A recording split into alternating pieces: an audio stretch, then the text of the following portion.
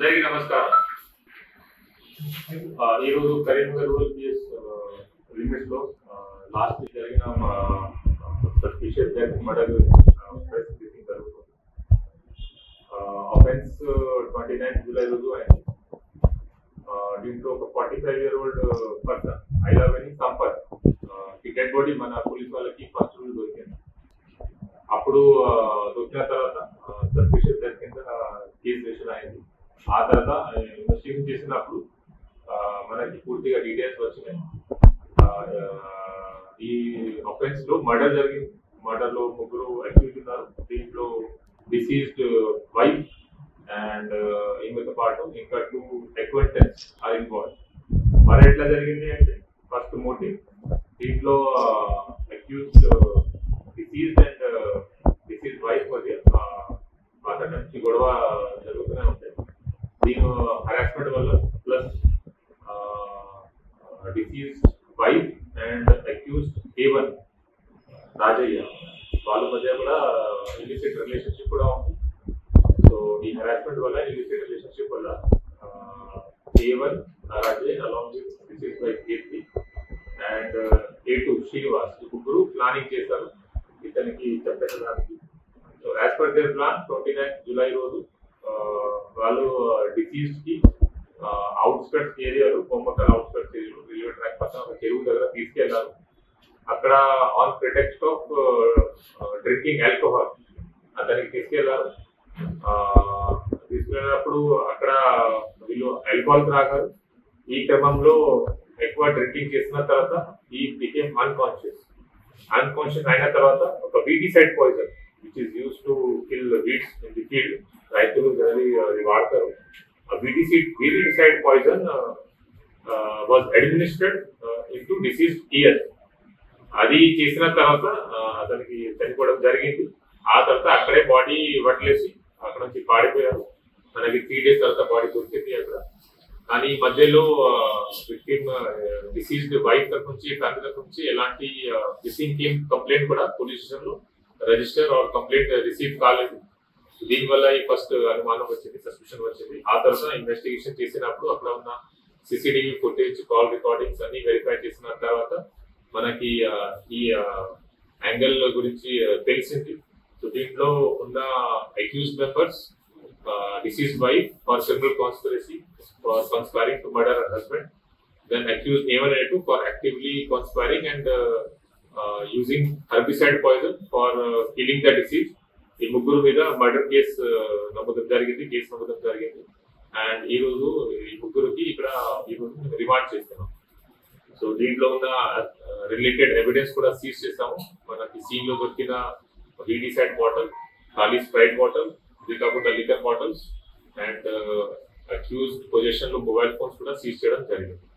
So దీంట్లో ఇంకా investigation నడుస్తుంది. ఇంకా ఈ కేసు రిలేటెడ్ విట్నెసెస్ తో మేము మాట్లాడుతున్నాము, వాళ్ళకి స్టేట్మెంట్ రికార్డ్ చేస్తున్నాము. ఇది కాకుండా ఇంకా ఉన్న CCTV footage and call record కూడా వెరిఫై చేస్తాం. Thank you. వాళ్ళిద్దరూ ప్రేమించి వివాహం చేసుకున్నారు. వారి కాపురానికి గుర్తుగా 20 ఏళ్ల పిల్లలు ఉన్నారు. అయినా ఏం జరిగిందో ఏందో తెలీదు. భర్త ఐలవేని సంపత్ ఆయన లైబ్రరీలో స్వీపర్గా పనిచేస్తున్నాడు. భార్య చిన్న చిత్తగా పనులు చేస్తూ జీవితాన్ని నిలదీస్తుంది. ఈ క్రమంలో ప్రియుని మోజులో పడ్డటువంటి భార్య ప్రియునితో కలిసి యూట్యూబ్లో చూసిన తర్వాత భర్తకి చెవుల్లో పురుగుల మందు పోసి హతమార్చింది. ఇది కాస్త భర్త మిస్ అయిందని పోలీసులకి కంప్లైంట్ చేసింది. సుభాష్ నగర్ రైల్వే ట్రాక్ దగ్గర భర్త శవం కనుక్కున్న తర్వాత పోలీసులు విచారణ జరిపారు.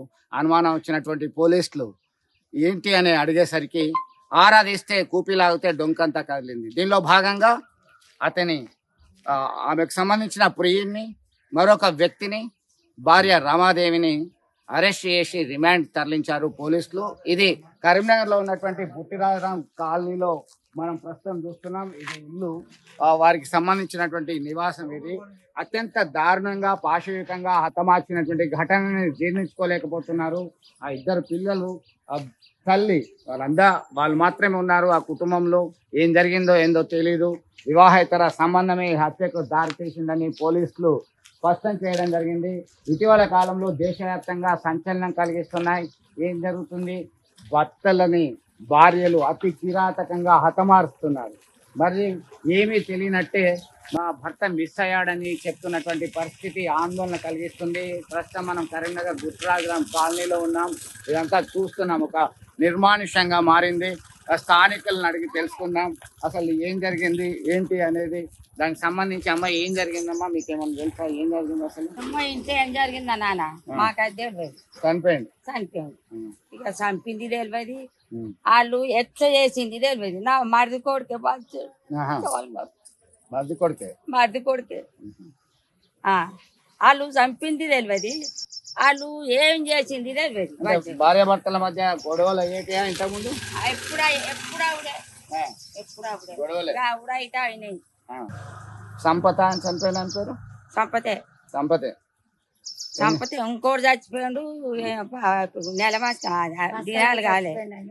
ఎవరైనా చనిపోయింది? ఇలా అన్ననే ఇలా ఆరాలు వాళ్ళ అన్ననే చనిపోయింది. ఇంకా ఆరం కాలే. ఇక పెట్టకన్నారు, గాలి పెట్టలే, ఇది అట అయింది. అంటే ఇంత దారుణం జరుగుతున్నది ఏంటి అసలు? ఆమె మీ అన్న కొడుకే కదా, మరిది కొడుకే కదా, ఎప్పుడైనా చెప్పిండ్రా పెద్దమ్మ ఇట్లా అవుతుంది అని చెప్పి? ఆయన ఆడు చెప్పలే, తల్లి చెప్పింది.